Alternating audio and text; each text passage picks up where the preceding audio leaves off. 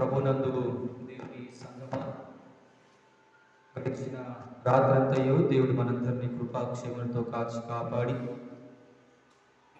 ఈ ఎండాకాలంలో కూడా ఈ చల్లటి మంచి వాతావరణాన్ని అనుగ్రహించి ఉదయకాలం దేవుని ఆరాధించడానికి దేవుడిచ్చిన ఈ మంచి తరుణమును బట్టి దేవునికి మనస్ఫూర్తిగా నిండు వందనాలు సమర్పిస్తూ, అనానుకూల పరిస్థితులు వాతావరణం ఉన్నా కూడా దేవుని మందిరానికి వచ్చి మీ ఆసక్తిని, దేవునిపై ఉన్న మీ యొక్క విశ్వాసాన్ని ఏ విధంగా వ్యక్తపరుస్తున్న మీ అందరినీ ప్రభువు దీవిస్తూ మీ యొక్క కుటుంబాలను, మీ ఆధ్యాత్మిక జీవితంలో మీరు ఇంకా చిగురించి ఫలించాలని మనస్ఫూర్తిగా దేవుని కోరుకుంటూ, ప్రభువు మీకు తోడయుడును గాక. యెషయా గ్రంథము 9వ అధ్యాయము మనం ధ్యానిస్తూ ఉండగా, నిన్నటి దినమున 8వ అధ్యాయంలో దేవుడు ప్రవక్తను కొన్ని హెచ్చరించిన మాటలు మనం చూసినాం. యెషయా, నువ్వు భయపడొద్దు, నువ్వు అన్యుల మార్గంలో నడవద్దు, నిన్ను నేను నా ప్రజలందరికీ సూచనగా వారి మధ్యలో నేను నిలబెట్టినా అని ఈ సూచనలన్నీ చెప్పి, ప్రజలు ఏ విధంగా దేవునికి దూరం అయిపోయి ఇంకా అన్య దేవతలను, విశ్వాసాలను అనుసరిస్తూ దేవుని వాక్యాన్ని విడిచిపెట్టి దేవుని శపిస్తూ బ్రతుకుతూ ఉన్న సందర్భంలో ఇక మానవ జీవితానికి పరిష్కారం ఏమన్నా ఉందా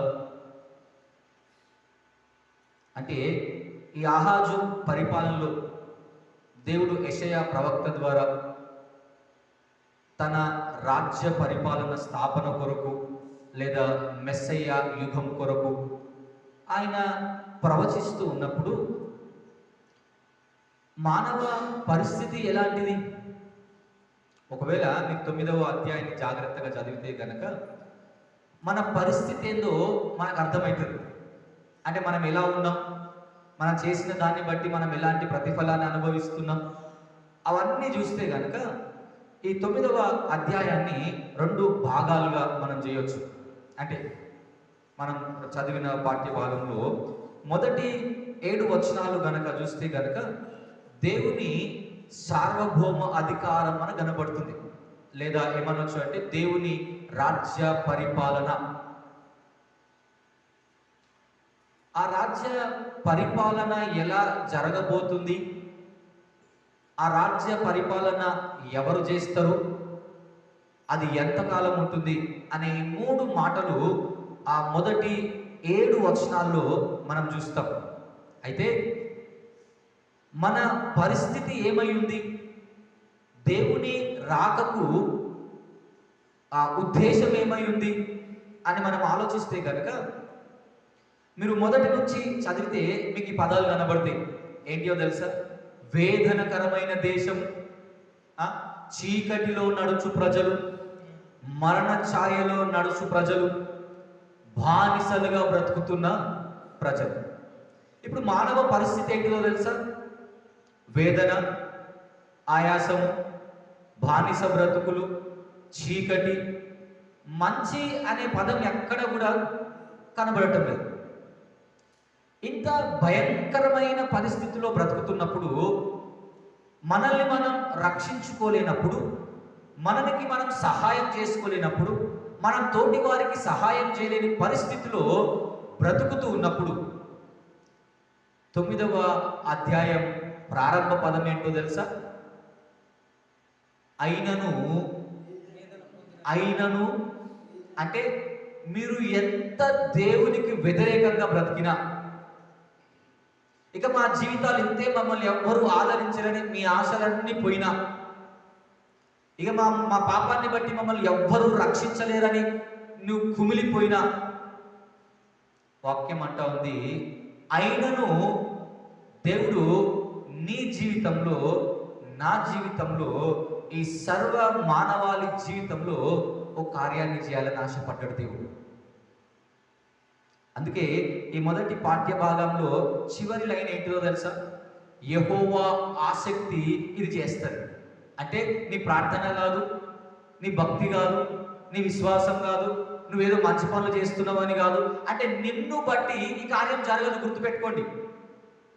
నువ్వు చేసినవని, నువ్వేదో బాగా పాటలు పాడతావని, నేనేదో బాగా వాక్య ఇట్లా కాదు. దేవుని కార్యం ఎందుకు జరుగుతుంది అంటే దేవుణ్ణి బట్టి జరుగుతుంది. అది ఆయన వాగ్దానం. తన ప్రజలను తాను రక్షించాలని తానే ఉద్దేశించాడు కాబట్టి అయినను అని రాయబడ్డది. అంటే మీరు దేవుని మాట వినకపోయినా దేవుడు మీ కొరకు మీ జీవితంలో ఒక గొప్ప కార్యాన్ని చేయాలని ఆశపడ్డాడు. అందుకే మరణ ఛాయలో నివసిస్తున్న మనకి దానికి ఆపోజిట్ వర్డ్ ఏంటో తెలుసా? దేవుడు మీకు జీవాన్ని ఇస్తాడు. చీకటిలో బ్రతుకుతున్న ప్రజలకి దేవుడు వెలుగునిస్తాడు. బానిసగా బ్రతుకుతున్న ప్రజలకి దేవుడు స్వేచ్ఛనిస్తాడు. మన పరిస్థితి ఏమో అంత శూన్యము, కానీ దేవుని భాగ్యము ఆయన కృపలో అనుగ్రహించబడింది ఏంటిదంటే ఫలం.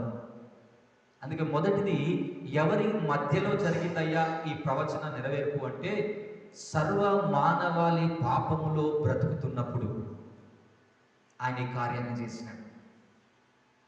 ఈ మాటలే అందుకే మత్తయి సువార్త ఆ భక్తుడు సువార్త చెప్తున్నప్పుడు కోట్ చేస్తూ ఉంటాడు. చీకటిలో నడుచు ప్రజలు గొప్ప వెలుగును చూస్తున్నారు.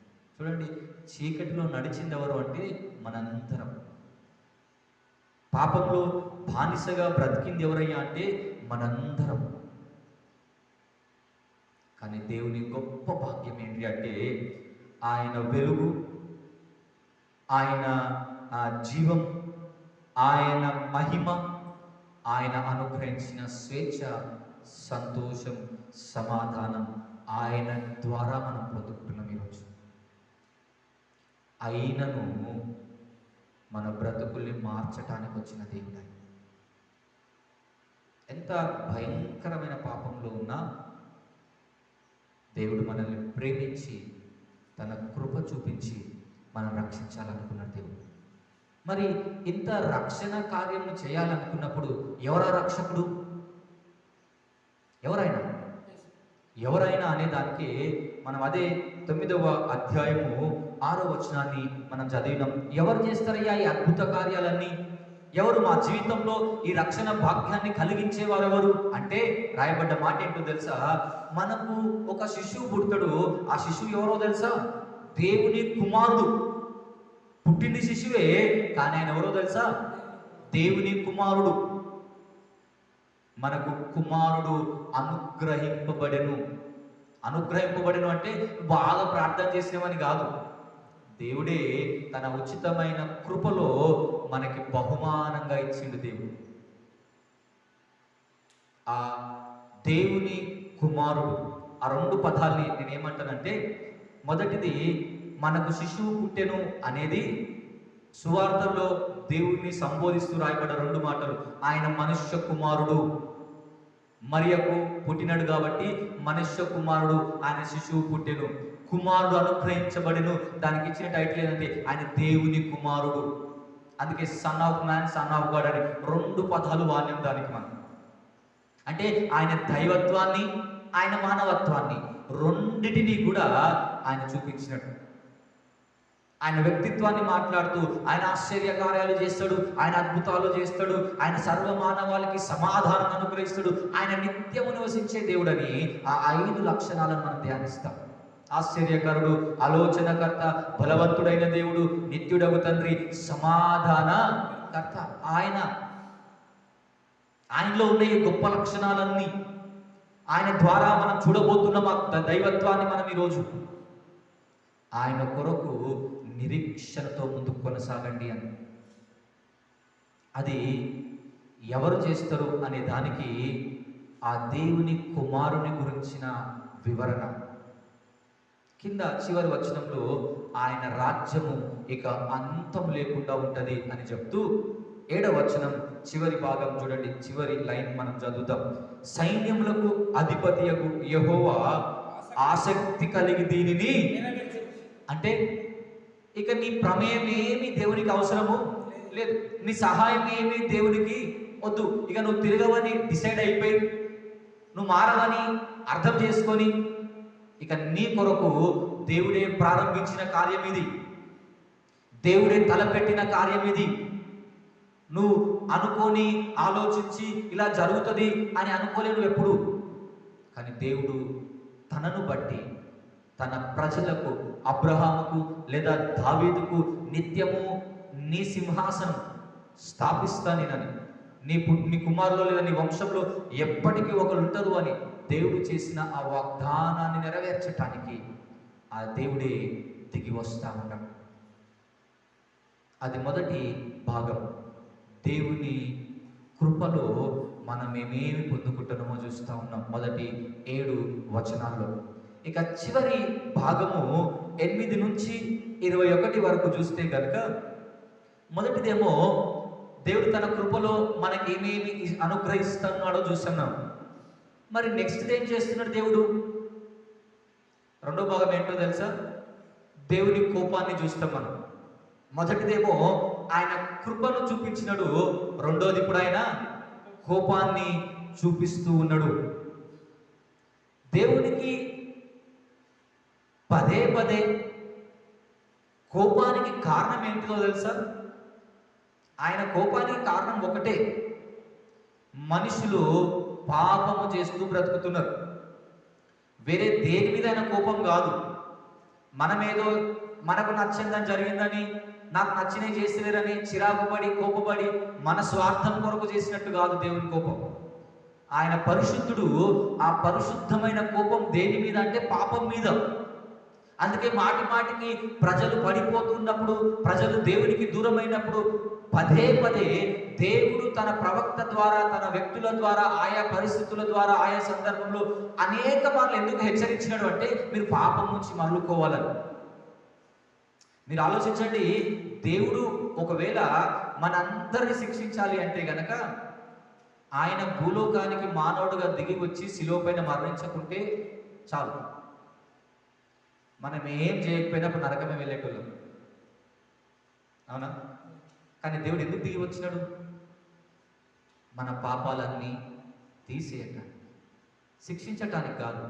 తన కృపను బట్టి మనం రక్షించాలనుకున్నాడు దేవుడు. అందుకే ఆయన శిలువ బలియాగంలో ఆయన ప్రణాళికలు రచించి ఆయనే ఆ మార్గాన్ని వేసుకొని, ఎవరు అడిగినారు, అయ్యా ఇట్లా శిలువలో చనిపోవాలని ఎవరు చెప్పినట్టు? ఎవరు చెప్పలేదు దేవుడికి. అది ఆయనకు ఆయనే డిసైడ్ అయింది. అది ఆయనకు ఆయన వేసుకున్న మార్గం అది. అందుకే ఆ మార్గం దేని కొరకు అంటే పాపం నుండి మళ్లించటానికి. ఇది దేవుని ఆసక్తి ఈ కార్యాన్ని నెరవేర్చింది. ఆ రెండవ భాగాన్ని చూస్తే ఇప్పుడు దేవుని కోపాన్ని మనం చూస్తాం. ఎంత చెప్పినా, ఎన్ని మాటలు చెప్తున్నా మీరు ఇంకా ఎలా బ్రతుకుతున్నారో తెలుసా? పాపంలోనే బ్రతుకుతున్నాం. ఇప్పటి వరకు మనం 8వ అధ్యాయం వరకు ప్రవక్త ప్రవచనం అంతా కూడా ఎవరి గురించో తెలుసా? యూదా, యెరూషలేము గురించి. కానీ 9వ అధ్యాయంలో దేవుని కోపం ఎవరి మీద అంటే ఇప్పుడు ఇశ్రాయేళ్ల గురించి. 9వ అధ్యాయము 8 నుంచి 21 వరకు దేవుని కోపము తన ప్రజలైన ఇశ్రాయేలీయుల పైన, యూదా రాజ్యం పైన కాదు. ఇప్పుడు ఈ జరగబోయే ప్రవచనం అంతా లేదా ఆయన కోపం అంతా ఇశ్రాయేలు జనాంగం మీద. ఎందుకు దేవునికి ఇశ్రాయేలు జనాంగం మీద ఎంత కోపం ఉంది అంటే, మనం ఇప్పుడు కొన్ని వచనాలు మనం చదువుతాం, అన్ని చదవం. కానీ 8వ వచనం నుంచి 12వ వచనం వరకు కనుక చూస్తే మనుషుల గర్వాన్ని దేవుడు చూపిస్తా ఉన్నాడు మనకి. ఏమన్నా తెలుసా?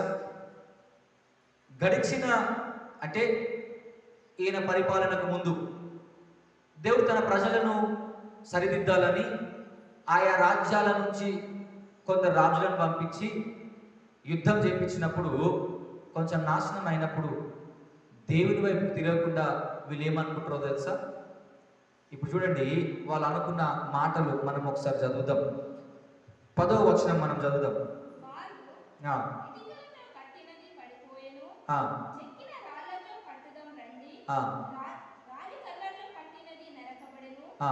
వాటికి మారుగా అతిశయపడి గర్వముతో చెప్పుకుంటున్నారు. ఎప్పుడైతే దేవుడు వారి పాపాన్ని బట్టి అన్య రాజ్యాలకు అప్పగించినప్పుడు దేవుని ఉద్దేశం వీరికి బుద్ధి చెప్పాలని. దేవుడు వాళ్ళని నాశనం చేయాలని కాదు. ఏదో రకంగా వారు చేసిన పాపాన్ని గ్రహించి ఆయన వైపుకి తిరగాలని. అలా చేస్తే ఈ ప్రజలు ఇంకా ఏం చేస్తున్నారో తెలుసా? యుద్ధం వల్ల ఇంతకుముందు మనము ఇటుకలతో కట్టుకున్నాం, మట్టి గోడలు కట్టుకున్నాం కదా, మనకేం తక్కువరా? మనకేమైనా తక్కువ ఉందా డబ్బు? మనుషులు ఏమైనా తక్కువనరా? చలో మనం ఈ పిన్ని రోజులు ఇటుకలు కూడా కట్టుకున్నాం కదా, ఇప్పుడు స్లాబ్ వేసుకుందామని డిసైడ్ అవుతుంది. అరే ఇన్ని రోజులు మనం గుడిసెల్లో ఉన్నాం కదా, మనకేం తక్కువ ఉందిరా, మనం మంచి మంచి బంగ్లాలు కట్టుకుందామని రెడీ అవుతున్నది. కానీ దేవుడు పంపించింది ఎందుకు? మీరు ఆ గర్వాన్ని పాపాన్ని విడిచిపెట్టి దేవుని వైపుకు తిరగాలని. అందుకే మీరు ఒక్కసారి 13వ వచనం చూడండి, ఏమని రాయబడ్డదు? అయినను జనులు తాను కొట్టిన వాని వైపుకు తిరగటలేదు. ఇప్పుడు చెప్పండి, దేవుడు ఎందుకు కొట్టిన వాళ్ళని? దేవుని వైపుకు. అంటే ఈ శ్రమలు ఎందుకు వచ్చినాయి? నీకు బుద్ధి రావాలని, నిన్నేదో కష్టపెట్టి నేనేదో ఆయాసపడి ఆయన సంతోషపడాలని కాదు. నువ్వు ఏదో రకంగా పాపాన్ని తెలుసుకొని ఆయన వైపుకు తిరగాలని. అందుకే తెలుసా, అయినను అంటే ఇంత దేవుడు చేసిన, దేవుడు నీ కొరకు కృప చూపించిండు, అయినా మారలేదు. సరే ఏదో రకంగా బుద్ధి వస్తుందని నీ పాపాన్ని బట్టి నిన్ను కొంచెం శిక్షిస్తే నువ్వు ఇంకా ఆయన తిరగబడ్డావు తప్ప ఆయన వైపుకు నీవు తిరగటం లేదు. ఇంకా అదే గర్వాన్ని ప్రదర్శిస్తున్నారు ప్రజలు, ఇంకా అదే గర్వంలో జీవించేస్తున్నారు ప్రజలు. మనకేం తక్కువ, మనకేం లోటు ఉంది, మన దగ్గర బాగా డబ్బు ఉంది కదా, మనం బాగా సంపాదిస్తున్నాం కదా, మనం బాగా గొప్పోళ్ళం కదా. నీ దగ్గర ఉన్నదాన్ని బట్టి అతిశయిస్తున్నావు తప్ప నీకు ఇచ్చిన వాడిని మర్చిపోయినావు. అందుకే మొదటి పాపం ఆయన చూపిస్తూ ఉన్నాడు ఏమంటే, మీరు బాగా గర్విష్ఠులుగా మారినారు, మీలో బాగా అహం పెరిగిపోయింది ఈరోజు. ఇది మొదటిది. రెండవ విషయాన్ని చూడండి, 13వ వచనం నుంచి 18వ వచనం వరకు రాయబడ్డ మాటలు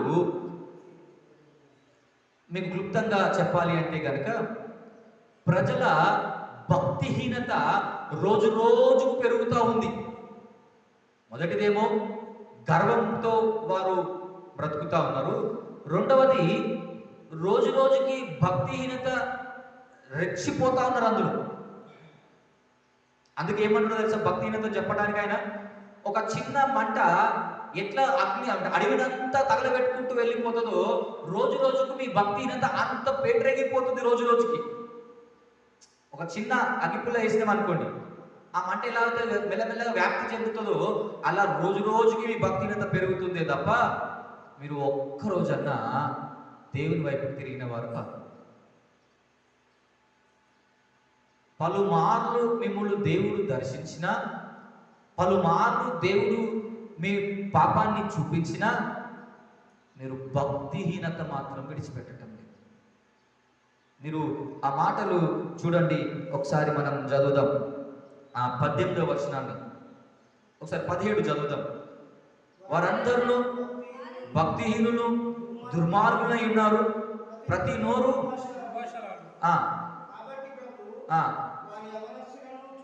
సంతోషింపడు.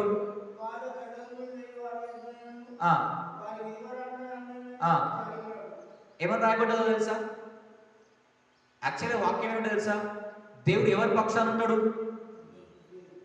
విధవరాళ్ళ పక్షాన, బీదల పక్షాన, అనాథల పక్షాన వహించే దేవుడు. అవునా? ఇదేమని రాయబడ్డది? మీ దేశంలో విధవరాలు అలాంటి వాళ్ళు ఉన్నా నేనేమంటున్నా తెలుసా? దేవుడు నేను జాలి కొంచెం కూడా చూపించా. ఆయన జాలి చూపించకపోతే, ఆయన దయ చూపించకపోతే ఎవరు మన జీవితాన్ని బాగు చేసేది? ఎవరు మన జీవితాన్ని కట్టేది? అసలు మనల్ని ఆదుకునేది ఎవరు? కన్న తల్లిదండ్రులే నాకు సంబంధం లేదని రోడ్డు మీద ఎట్టేసి అనుకోండి, నేను ఎవరికి చెప్పుకుంటా బాధ? నేను ఎలా బ్రతుకుతా రోజు? మరి ఇప్పుడు పుట్టించిన దేవుడే రక్షించాల్సిన దేవుడే ఏమన్నాడో తెలుసా? నీ భక్తిహీనుని బట్టి నేను ఇక జాలి చూప అంటే మరి ఎవరి దగ్గర పోవాలి? ఎవరు ఆశ్రయిస్తారు ఇప్పుడు మనని? ఎవరు ఆదుకుంటారు మనని? ఆ మాట ఎందుకు ఇంకా భక్తిహీనతలో గుర్తు రాట్లే మనకి? నేను ఇక జాలి పడను అంటే ఎంత భయంకరంగా దేవుని మాటకు అవిధేయత చూపిస్తున్నామో చూడండి. మీద ఏమంటాడో తెలుసా? ఇదే పాఠ్య భాగంలో 13వ వచనం చూడండి, మనం ఒకసారి చదువుదాం. 14వ వచనం చదువుదాం. తలను తోకను ఒక్క దినమున.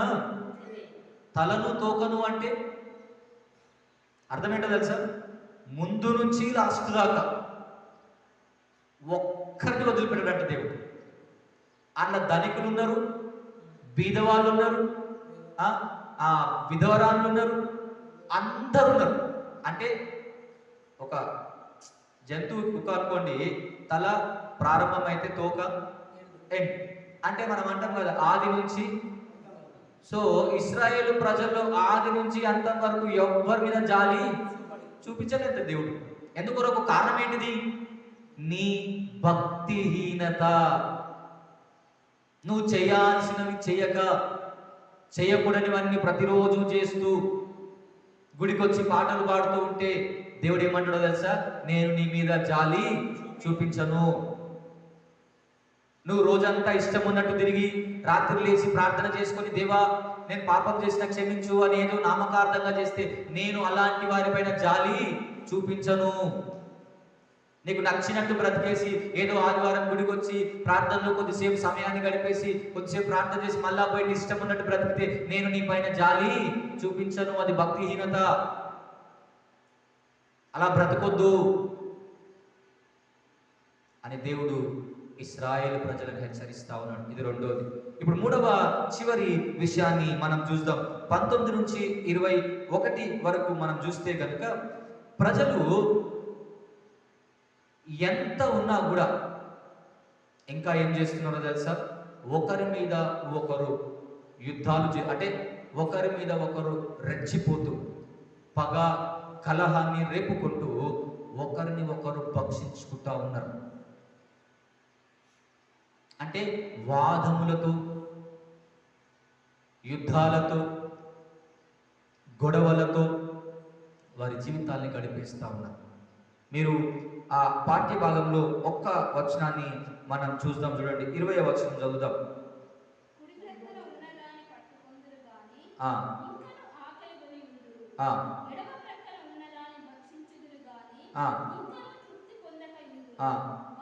ప్రతివాడు తన మనష్షే ఎఫ్రాయిమును, ఎఫ్రాయిము మనష్షేను వీరిద్దరూ ఏకీభవించి. అంటే మీకు ఎంతున్నా ఏం లేదు. మీరు ఇదే పాఠ్యభాగంలో 19వ వచనంలో చివరి భాగంలో వారిలో ఒకనినొకడు కరుణింపడు. అంటే ఎదుటి వ్యక్తి పైన ఏం లేదు. ఇప్పుడు మనకి కనికరము, ప్రేమ అనే పదాలు ఎప్పుడో మర్చిపోయినాం. దోపిడీ సామ్రాజ్యంలో బ్రతికేస్తున్నాం తప్ప ఇయ్యాలి అన్న కాన్సెప్ట్ మర్చిపోయినాం. ఏ కాన్సెప్ట్ బ్రతుకుతున్నామో తెలుసా? ఎంత తీసుకోవాలి, ఎంతెంత లాక్కోవాలి, ఎంత నేను ఏమంటారు అన్యాయం చేస్తే ఎంత త్వరగా గొప్పనైతా అని ఆలోచిస్తున్నాం తప్ప దేవుడు న్యాయాన్ని కోరుకున్నవాడు ఎదుటి వానికి హాని చేయొద్దని, వాడిని దొంగిలించొద్దు, అబద్ధ సాక్ష్యం చెప్పకు, వానికి అన్యాయం చేయకు అని పదే పదే చెప్తే ఈ ప్రజలు ఏం చేస్తున్నారో తెలుసా? ప్రపంచానికి దిక్సూచి అయిన ధర్మశాస్త్రాన్ని కలిగి ఉన్న ఈ ప్రజలు ఎదుటి వాని మీద కనికరం లేకుండా బ్రతుకుతున్నారు. ఆ కనికరము ఎప్పుడైతే పోయిందో, నేను మీకు 3 సందర్భాలు చెప్పిన కదా, 3 సందర్భంలో ఆ ప్రతి సందర్భానికి చివర ఒక పదం, ఒక లైన్ ఉంది తెలుసా మీకు? ఏంటిదో అది ఇప్పుడు నేను మీకు చదివిస్తాను. చూడండి, మీరు ఒకసారి 12వ వచనాన్ని మనం చదువుదాం. ఇది పదే పదే మనకు కనబడే పదం.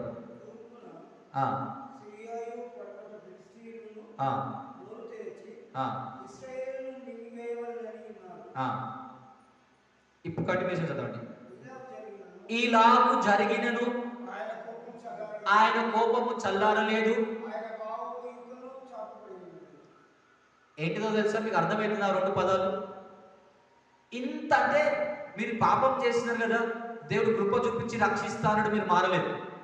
మీరు గర్వంగా ప్రదర్శిస్తుంటే దేవుడు మిమ్మల్ని శిక్షించినాడు. అయినా ఏందంట తెలుసా? అయినను ఆయన కోపం ఇంకా చల్లారలేదు. అంటే ఆలోచించండి, ఎంత కొట్టినా, అంటే మనకు అర్థంగా విధం చెప్పాలి అంటే, ఎంత శిక్షించినా నువ్వు చేసిన పాపానికి సరిపోవట్లేదు. కింద ఏమంటే తెలుసా? ఆయన బాబు ఇంకా చాపినట్టు, అంటే ఆయన రెక్కలు ఇంకా వెడల్పుగా వెళ్తున్నాడు. ఎందుకో తెలుసా? కప్పటానికి కాదు, శిక్షించటానికి. మరి ఏం చేయాలి మనం? దేవుని కృపలో మొదటి భాగాన్ని చదివినాం, చూసినారా? యెహోవా సైన్యములకు అధిపతి యెహోవా ఆసక్తి కలిగి దీన్ని నెరవేర్చును. ఏం చేస్తాడు? నీ మరణాన్ని, నీ దుఃఖాన్ని, నీ బాధను, నీ బానిస బ్రతుకుని, నీ చీకటి నుండి విడిపించే దేవుని వైపుకు నువ్వు తిరగలిగితే గనక ఆయన కోపం చల్లారుతుంది. ఆయన బాబు, ఆయన రెక్కలు అప్పుడు నీకు నెమ్మది విశ్రాంతి ఇస్తుంది. మరి ఈరోజు ఈ ఉదయకాలం ఆయన కృపను చూస్తున్నాం, ఆయన కోపాన్ని కూడా ఒకటి అధ్యాయంలో చూస్తున్నాం. మరి కృపలో కొనసాగాలనుకుంటున్నావా? కృప చూపిస్తుండు కదా అని పాపంలో నువ్వు చెలరేగిపోతూ ఆయన కోపానికి గురవుతావా? ఏది నీవు నేను ఈరోజు దేవుని ద్వారా పొందుకోవాలనుకుంటున్నాం? ఇక్కడితో అయిపోలేదు. 10వ అధ్యాయం మొదటి 4 వచనాలు కూడా ఇశ్రాయేళ్ల పాపాన్ని గురించి, యాక్చువల్గా ఇశ్రాయేళ్ల గురించి 10వ అధ్యాయం 4, 5వ వచనం వరకు కూడా వాళ్ళ పాపాలు, అంటే ఇంకొక పాపం కూడా ఉంది, అది రేపు మనం చూస్తాం అది ఏమై ఉన్నదని. సో 9వ అధ్యాయంలో తన ప్రజలు నా సొత్తు పేరు పెట్టి పిలువబడ్డవారు అని ఎప్పుడైతే అబ్రహాము పిలుచుకొని తన ద్వారా ఆ 12 గోత్రాలను ఏర్పాటు చేసుకొని దేవుడు వీరు నా సొత్తు, నా ప్రజలు అన్నారు, ఈరోజు ఆ ప్రజలపైకి ఏమొస్తుందో తెలుసా? దేవుని కోపాన్ని చూడాల్సి వస్తుంది వారు. ఎందుకు అంటే ప్రజలు ఎన్ని మాటలు చెప్పినా వారు తిరగటం లేదు. ఎంత శిక్షించినా దేవుని కోపం చల్లారటం లేదు. ఆయన కోపం చల్లారాలంటే ఒకటే మార్గం, ఏంటో తెలుసా? నీవు నీ పాపాన్ని విడిచిపెట్టి ఆయనకు దాసోహం కావటమే, అంతే, ఇంకో మార్గం లేదు. ఆయన కోపం పోవాలి అంటే నీ పాపం విడిచిపెట్టాలి. నీలో ఉన్న పాపం పోతే తప్ప ఆయన కోపానికి తగ్గదు. మరి ఉదయకాలం ఈ మాటలు ధ్యానిస్తున్న మనం, ఈ మాటలు నేర్చుకుంటూ వింటూ ఉన్న మనం, ఆయన కృపలో మనం కొనసాగుతామా, లేదా కృప చూపించిందని పాపంలో రెచ్చిపోతామా? నువ్వు ఏది చేయాలనుకున్నా, నేనేమంటున్నా తెలుసా? ఆయన కోపం కూడా ఆసక్తి కలిగి చూపిస్తాడు. అంతే, ఇంట్రెస్ట్తో చేస్తాడు ఆయన. ఏదో చేసినా కాబట్టి చేసినా అని కాదు ఆయన చేస్తే పని. ఆయన ఏది చేసినా ఆసక్తితో చేస్తాడంట.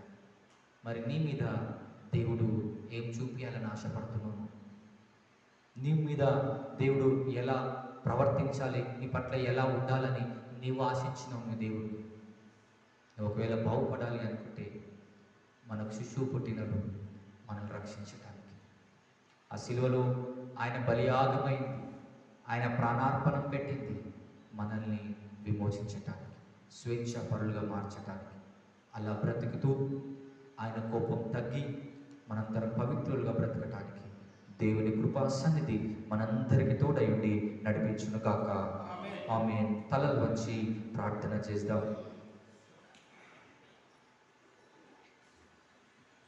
ప్రేమగల తండ్రి, కృపగల దేవ, పరిశుద్ధుడా, మీ పాదములకు నిండు వందనాలు చెల్లిస్తూ, మేము పాపంలో ఉన్నామని దేవా విడిచిపెట్టక, మా పాపపు జీవితాన్ని బట్టి దేవా మీరు మమ్మల్ని త్రోసివేయక, అయినను వేదన పొందుతున్న దేశాలు, పాపంలో బ్రతుకుతున్న ప్రజలు, మరణానికి దగ్గరవుతున్న ప్రజలు, చీకటిలో అల్లాడుతున్న ప్రజలకు బ్రతకాలని ఓ ఆశను కలిగించిన దేవా నీకు వందనాలు. ఎటు వెళ్ళాలో తెలియని ఆ చీకట్లో మీరు వెలుగుగా దిగి వచ్చి మాకు మార్గాన్ని చూపించినందుకు మీకు వందనాలు. మరణం మమ్మల్ని సమీపిస్తూ మృంగివేస్తూ ఉన్నప్పుడు మాకు ఆ మరణానికి మధ్యలో మీరుండి మాకు జీవాన్ని ప్రసాదించినందుకు నీకు వందనాలు చెల్లిస్తూ ఉన్నాం. ఇది మీరు చేసిన కార్యమే దేవా.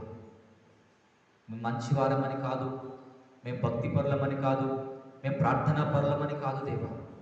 ఇది కేవలం మీ ప్రేమకు మీ కృపకు గుర్తు నాయన. ఆ కృపలోనే మా అందరి జీవితాలు ఈరోజు తిరిగి సరిచేయబడ్డా కూడా దేవా, ఇంకా ఇశ్రాయేలు ప్రజలు పాపంలోనే దేవా బ్రతుకుతూ ఉంటే మీ కోపం ఇంకా చల్లారలేదని, మీ బాహువు ఇంకా విస్తరిస్తూనే ఉంది దేవా పాపం పైన. మీరు ఎన్ని మాటలు మమ్మల్ని దర్శించినా హెచ్చరించినా ఆ మాటలు వినకపోతే మీకు కోపం తెప్పించిన వాళ్ళమైతాం దేవా. ఇక నుంచైనా మీ కోపాన్ని తెప్పించక, మిమ్మల్ని ఆయాస పెట్టక, మా బ్రతుకుల్లో నాయన మిమ్మల్ని వెంబడిస్తూ మిమ్మల్ని సంతోషపెట్టి బిడ్డలుగా బ్రతకటానికి మీ కృప మా అందరికి అనుగ్రహిస్తూ నడిపించమని వేడుకుంటూ ఉన్నాం. ఇటు ఆరాధనలో పాల్పొందిన ప్రతి బిడ్డను దీవించండి.